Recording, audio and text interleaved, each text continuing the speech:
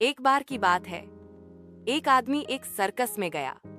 वहां उसने देखा कि कुछ विशाल हाथी केवल एक पतली सी रस्सी से बंधे हुए हैं। न तो उनके पैर में कोई भारी जंजीर थी और न ही कोई लोहे का मजबूत खंभा। बस एक मामूली सी रस्सी उनके एक पैर से बंधी हुई थी।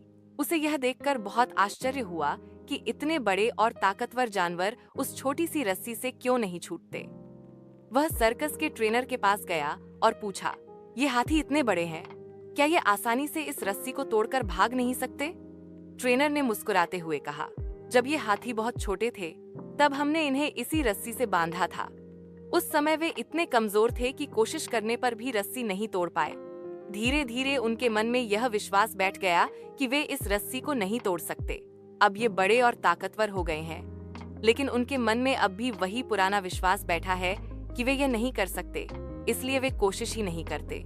सीख, मॉरल, हम सभी के जीवन में भी ऐसी रस्सियां होती हैं, पुराने अनुभव, डर या असफलताएं जो हमें ये यकीन दिला देती हैं कि हम कुछ नहीं कर सकते।